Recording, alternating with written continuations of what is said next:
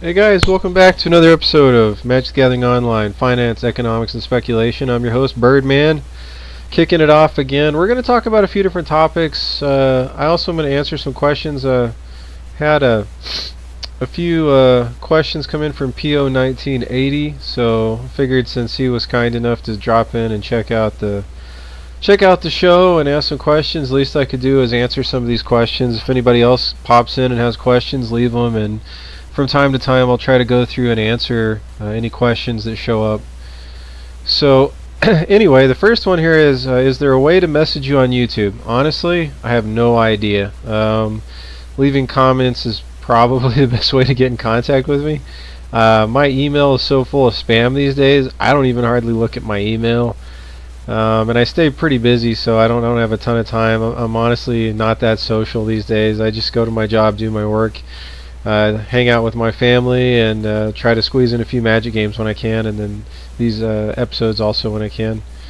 So anyway, the next question that I think we've got here has to do with Gorilla Shaman. When I got into Pauper a couple months ago, Gorilla Shaman's around 18 ticks. Recently they crashed 9 to 10. PRM especially. Master Edition 2 is a little higher. If you look at the treasure chest changes published, let's see here, it looks like the question goes on from there. Let's see here if we can get the rest of that. Look at the treasure chest changes published June 29th. The PRM Gorilla Shaman was upticked from frequency 20 to like 40 or so. I have several theories about this crash. One, casual collectors sold a bunch back to card hoarders because the card hoarder network has the good price, while the library bots are still overcharging for the card. People that bought out the card wanted to get out of it. 3, treasure chest frequency taking effect or psychological reaction to treasure chest frequency change. What's your view on this? Should I be getting into Gorilla Shaman at 9? I want them to play with more than anything, but 9 is a large chunk of bankroll for me right now. Do you think they can go down even further? Not much. I think they can go down a little bit. I think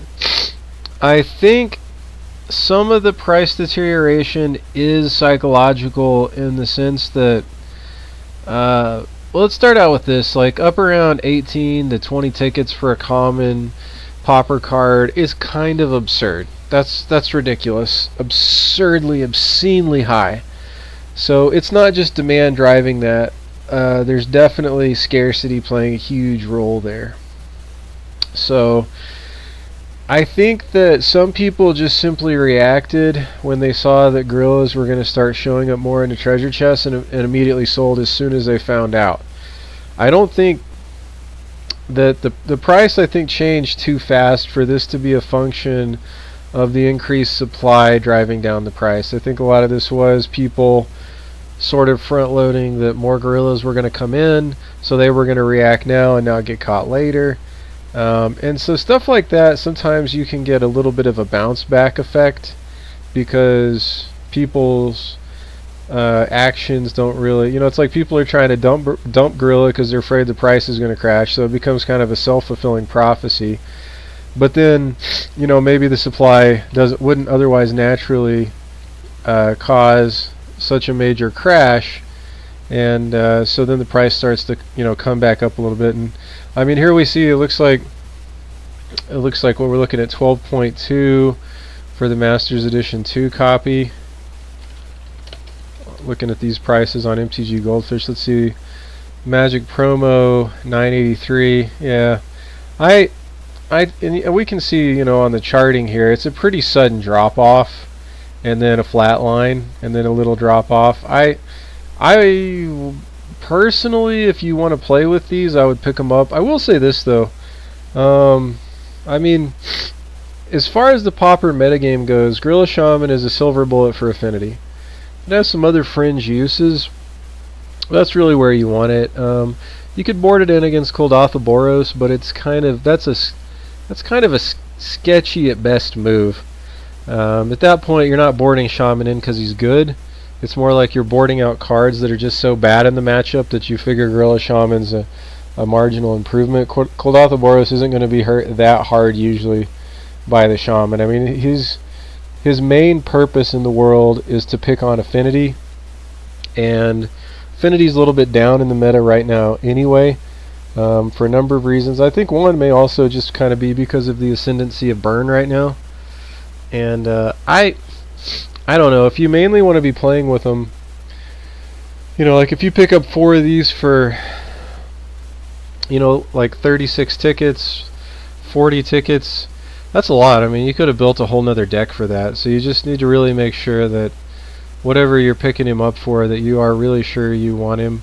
But if you're going to buy some, if you have it set that like, hey, I'm going to buy Shamans, it's just a matter of when, you know, it could go down by a ticket, but it could also come back up. So I think you might see the price maybe even gradually decline, maybe. But at this point, I think, just looking at the charting, the big drop off has already occurred.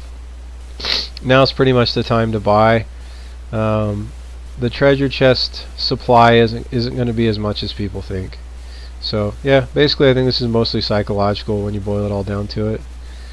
I don't think there's actually going to be that much supply. There will be a little bit, but I would just go ahead and buy now if you actually want to play with them. For investing purposes, I definitely wouldn't buy them, because even though I don't think they're necessarily going to not necessarily going to go down much, I don't think they're bouncing back up. I think that they may creep back up over time, but I think treasure chest supply will be enough to keep them from really bouncing back. So I kind of expect where Shaman is at right now, it may like, you know, drift down $1, drift up $1, but it's not where I want to be. Next question. Many blue and green merfolk type cards with interesting abilities have been spoiled for Ixalan. This might be part of why Nissa hasn't dropped. I think you're referring to the Nissa from Amonkhet that I had talked about as a reasonable card to perhaps keep an eye on for speculation, as a spec to go in and keep an eye on for post-rotation. Nissa Steward of Elements. And this card has certainly made me sad, because I was looking at it around 2 tickets. I just didn't know if I wanted to pull the trigger. Wasn't seeing play in much of anything at all.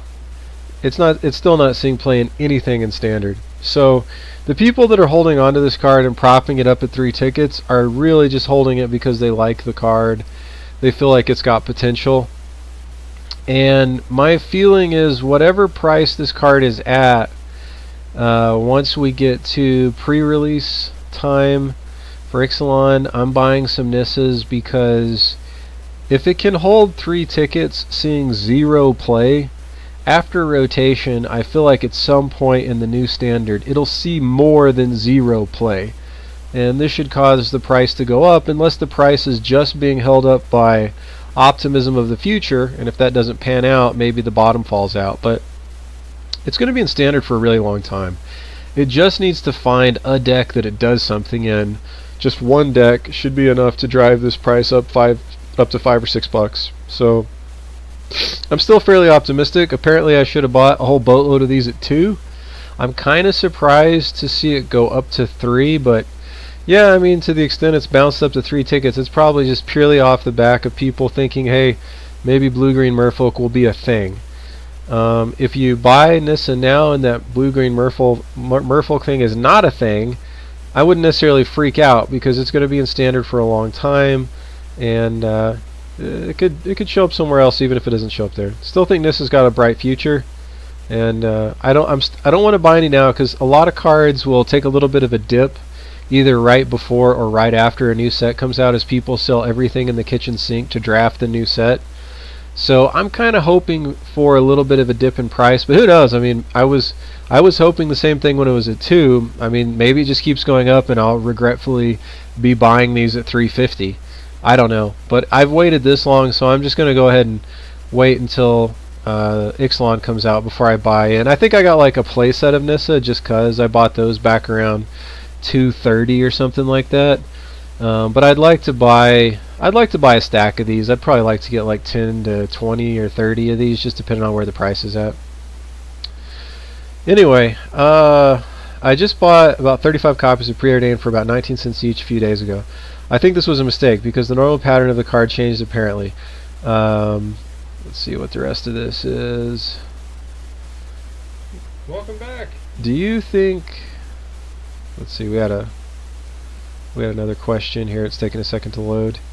Do you think that Mentor's restriction can keep this card down, or will it go up again like it always had? I've never picked up so many copies of a card before, and based on history I figured it had to bounce back up at least 50 cents at some point, because there's no way Preordain can stay out of blue decks in Vintage and Pauper. But maybe I made a big misstep here. Great tip about pure MTGO. Another card that is interesting lately is Thorn of the Black Rose. I picked up 4x at 67 each on 821, and I can get 8.85 for each of them now.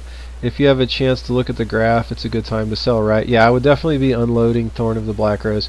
I think the reason that Thorn of the Black Rose was doing anything during my Pauper episode I just did, I talked about how Deluxikoff came up with this kind of ghetto homebrew mono black control deck that the only creature it ran was Thorn of the Black Rose as a 4 of. And it's sort of interesting and different enough, and people love trying out new stuff in Pauper. That's kind of the fun. It's got a little bit of a modern legacy-ish feel to it in terms of just the wide variety of things you can do. And I'm pretty sure when Deluxy got a few 5-0s off his new really unique black deck that he brewed, that just all by itself probably caused some demand. I think over the long haul, Thorn of the Black Rose has a bright future, but yeah, I would definitely be unloading these. If you can actually get $1.85 for them and you got in... Actually, let me say this differently. If you can net even half a ticket a copy that you bought, that's great. If you can net a full ticket, gold, take it and run, it will retrench at some point. I think the deck that Deluxikoff came up with is really cool, but it's too wonky for it to get really mainstream appeal. I think he always brews really good stuff, but I just don't think it's gonna go mainstream. I don't think it's gonna blow up huge. I think eventually Thorn of the Black Rose is gonna fit its way into more decks because it's real good. But I think right now you could just sell out, and you might even get a chance to buy back in again, you know, around 80 or 90 cents and just ride that wave a second time. So yeah, I would unload, take the profit, wait for the price to drop again. As far as preordains, no, you did not make a mistake buying preordain. I don't think you can ever make a mistake buying preordain at 19 cents unless there's just been some kind of spoiler about preordain being reprinted in something. So let's take a look at preordain. It's sitting at 30 cents right now. Like, the buy list right now is at 15 cents, and it's like at the bottom of its chart. My gosh, this thing is just repeating itself like clockwork. The pattern hasn't changed. See how we have this little tiny little spike and now it's going back down again? Don't panic. That has actually happened before. If you look closely at this chart, you will notice that in between some of the really big peaks, there have been some head fakes where, you know, like on what is this, July 20th of 2017, it kind of got up to 60 cents and then went back to 40 and then went up to 60 again on the 23rd of July, then crashed all the way back down to 30 cents. Now you just got to have a strong stomach and ride this stuff out, because then boom, next thing you know, on if I can see if I can get the date here, somewhere around July the 28th, it's back up over 80 cents. You know, then it goes back down to 30 cents, and then it has a little head fake on August 1st, but then it goes back down on August 2nd, but then boom, just like clockwork, on August 5th, it's back up around 90 cents. Then it crashes and goes back up, but you just got to ride it out. Sometimes, like this little stint here between the peaks of 90 cents on August 5th, and, you know, the next peak wasn't until August 27th, nearly at the end of the month. So I mean, you gotta just strap yourself in and get ready to wait, because yeah, it might only take a few days from peak to peak, but it could take a month.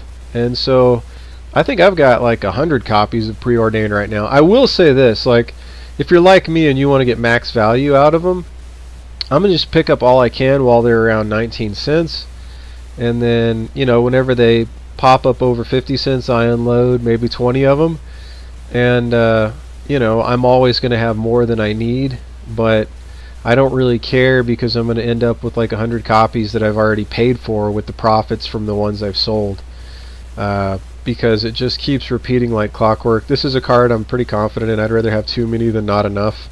I don't ever want there to be a time when this buy list gets up over, you know, 60, 70 cents and I can't drive it back to 50. Now be warned, there's a guy like me out there buying and selling preordains also.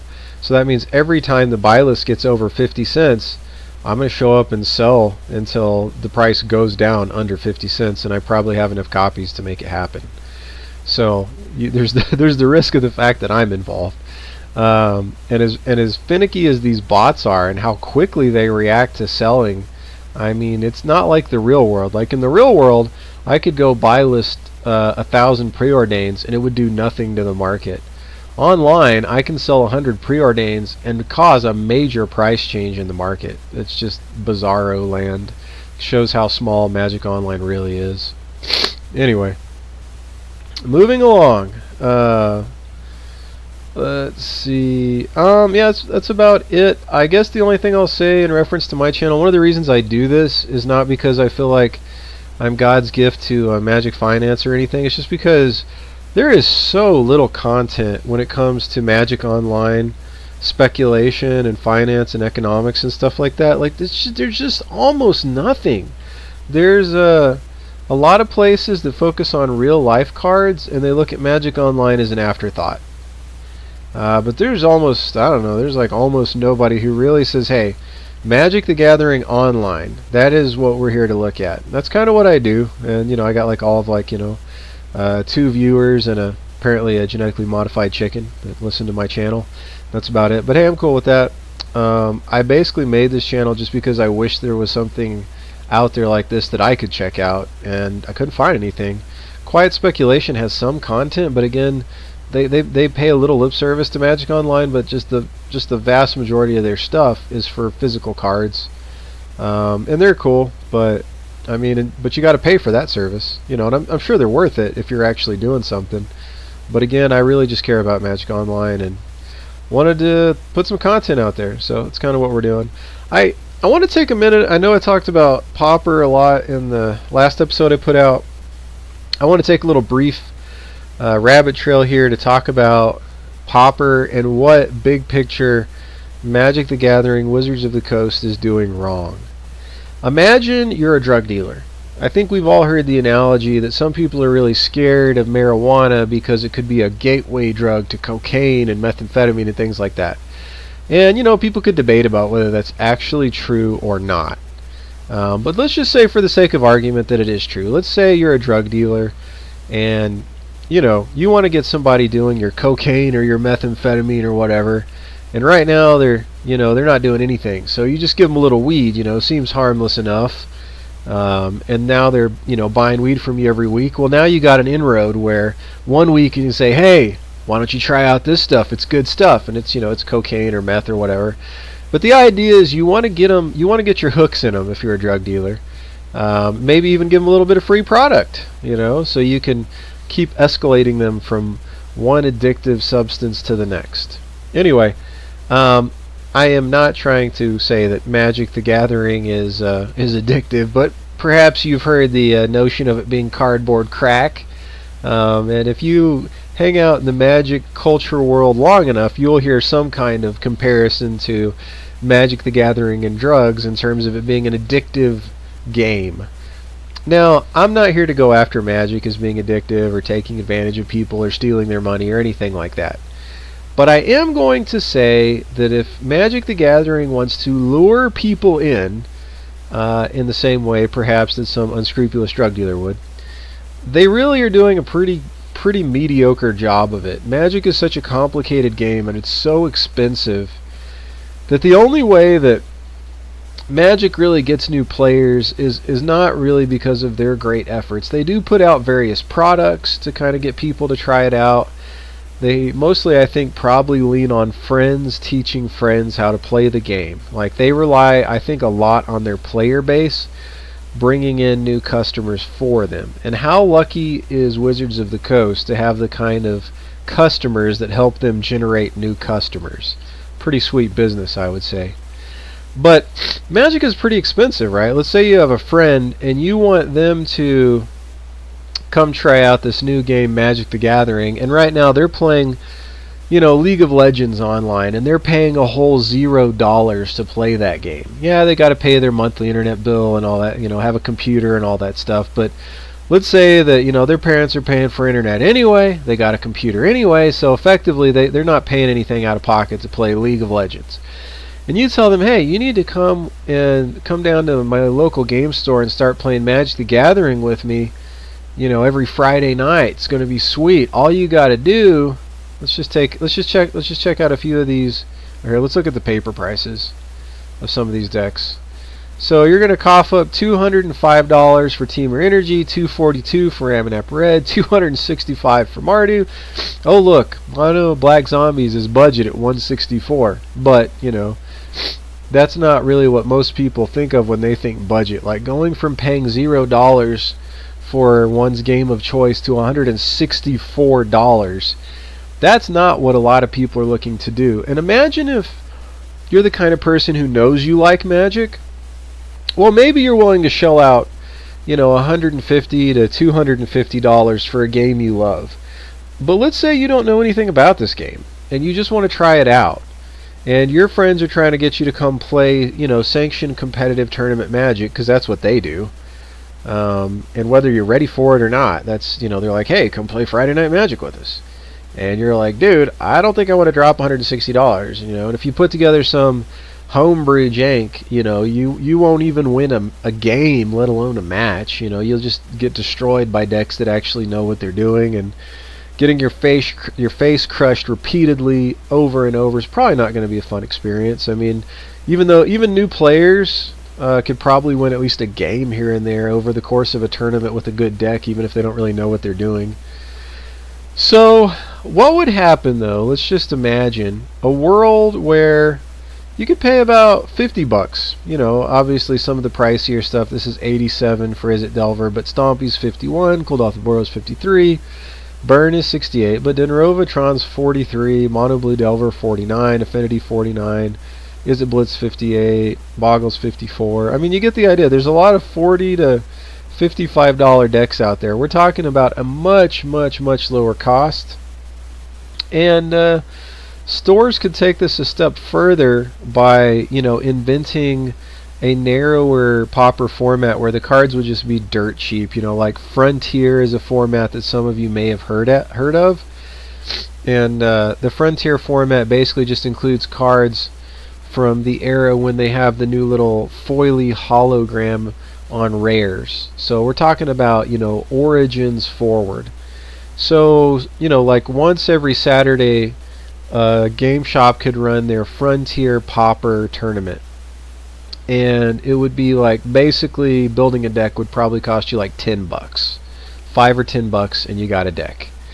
And boom, for next to nothing, you would have a format where people could come and play and try out Magic and see if they like it with a minimal investment. And the great thing is, it would be so cheap that the serious Magic players could just have a couple of Frontier Pauper decks laying around they put together for basically nothing, because for $5 or $10 for a deck, heck, you could trade some mediocre rare out of your binder for an entire deck and just have it handy. And whenever one of your friends expressed interest, you could be like, hey, why don't you come play Magic on Saturday with me? I've already got a highly competitive deck ready to go. You can use that one. Here, I'll use this one. Oh, and if our other friend wants to come, I've got another deck ready to go too. Which, having $600 for 3 random decks ready to go might be tough in Standard, but it would, if we're talking about Frontier Pauper, this would be easy peasy. Not to mention the fact that Frontier Pauper is a totally made up format. So you can't just go to MTG Goldfish and find yourself a deck. So the kind of people that are constantly complaining about, oh man, I hate this new net deck era, what happened to the originality of building your own deck? Frankly, I think these people are mostly whiny hipsters. Deal with it. But, on the other hand, I get it. I feel like, innovation is a lost art in Magic a lot of the time. And, for those people who truly can't innovate, it would be neat to see a little bit where they could do something. And this would be a format that wouldn't just appeal to, brand new players. It could appeal to people that were on a really tight budget but still wanted to play Magic. And it could appeal to innovators who just wish there was a format where they could innovate, because people can't just go net deck everything. Now, like most formats, it wouldn't take long for staple decks to come out and for those to get posted on the internet, But if it's a small format that, isn't doing a whole lot, it would at least take a while, and innovators could have a little fun, at least in the short run. Now, so the thing that's holding all of this back is that Wizards does not support pauper, be it, vintage pauper, frontier pauper, standard pauper, modern pauper, whatever it is. Wizards only supports pauper in Magic Online. In the real world, you can't run a sanctioned pauper event of any kind. And this is absolutely terrible. I think there's some people out there that think that if WOTC allowed stores to run pauper tournaments, suddenly players would just decide they only want to play pauper. It's cheap. Why spend money on all these big expensive mythic cards? And that somehow, pauper might just cannibalize and ruin everything. And this is complete hogwash. There's nobody out there, that's, well, I shouldn't say nobody, but there's not a significant amount of players that are going to say, I really prefer Legacy and Standard and Modern, but now that I can go flop Commons, I'm just going to abandon all that and go play Pauper exclusively. That just isn't going to happen. What it would be is it would be something that could help bring in new players, help people try out the game without spending an arm and a leg. And once they find out they like it, eventually they're going to want to graduate up the ranks. They're going to want to go, I feel like I'm ready to move past just flopping commons. I'm ready to get some Jace the Mind Sculptor action going on. So it would be that gateway drug. It would be like, hey, why don't you try this out? It's totally harmless. $5 or $10, you can come try it out. But Wizards is totally freaking obtuse. They don't see the value in an era of free-to-play games that people can go try out for free, like Hearthstone. And Wizards hasn't caught on to the fact that right at their fingertips they have something that's basically at about the same introductory cost as most free-to-play games, because most free-to-play games are going to sucker $5 to $10 off of people here and there somewhere. So if Wizards could offer some kind of a format where you could come play real tournament Magic for $5 or $10, try it out like real Magic, you're playing spells, you're attacking, there's real strategy, a real meta, a real sideboarding, and all that crap. Suddenly, I think there would be an avenue to really allow a lot of people to try out Magic for cheap. It would allow for people to market the game as something that could get new people into Magic. Right now, I guarantee you there are thousands and thousands and thousands of players who will not even consider Magic because of the prohibitive price tag. But if they had a little taste of it and tried it out, they'd be dropping thousands of bucks in no time. So really, WotC is losing money as well. Anyway, that's my kind of my rant of the day for like what a huge, blind spot I think that WotC has. I'm not saying WotC should force game stores to run pauper events. I'm not saying that. I'm just saying they ought to allow pauper in some form or variety to be a sanctioned format. Let stores run it if they want to. Now I realize stores can run it, but without being sanctioned, that really hurts a lot. It needs to be something that can be sanctioned for it to ever get off the ground. And if pauper was to be successful, I think it would be good for all of Magic, not just pauper. It would be good for Standard, Legacy, Modern. It's not going to splinter Magic, because it's not going to take people who are dedicated Modern players and have them give up Modern. No, a few Modern players might play pauper as well, but they're still going to go back to Modern. What pauper would really do is be a space for new players to come back to the game, and returning players who used to play a long time ago, but they're not willing to shell out the cash to get back in right now, but they wish they could play. It would let them get back into the game as well. So that's my answer on Q&E, as well as hitting the pauper subject. Last, I want to talk about this new Magic program that's coming out of the woodwork. Let's see here. I think MTG Goldfish covered something on it. I don't really see it on their homepage here anymore. Let's see, articles. Oh, it was like the new. Oh, here it is. Magic the Gathering Arena. So in this article by MTG Goldfish, they talk about this new online property, the Arena. They talk about how it's going to be aimed at standard stuff. It's not really going to touch Modern, Legacy, Vintage. There's not a lot of detail, but they say it's still in pre-alpha. It's pretty sweet. I would imagine some people are going to ask the question, should we be panicked in terms of investing in standard cards, because when this new game launches, is it just going to crush Magic Online? I don't think so. When you really look at this game, it looks like they're they got like kind of a little bit of a Hearthstone-y look. They're trying to make the combat faster and quicker and easier. It's still Magic. It's still actual real Magic, but they kind of streamline it and modernize it and all that stuff. And it looks like it's going to be a sweet play experience. But I would be willing to bet that it's either going to be like a free-to-play model, just like Hearthstone, where you're probably not actually going to own the cards, where you can buy and sell and trade them like you can on Magic Online, or it's going to be like a subscription service. I really doubt they're going to let you draft. I could be wrong, but I doubt they're going to give you the ability to draft. It's probably just going to be the ability to pay a subscription service and get the cards, or you're going to have a free-to-play model where you can pay an arm and a leg and you can end up with cards you can use and play with. But I think its functionality is basically going to end up different from Magic Online. And yeah, some people may drop Magic Online and go play this.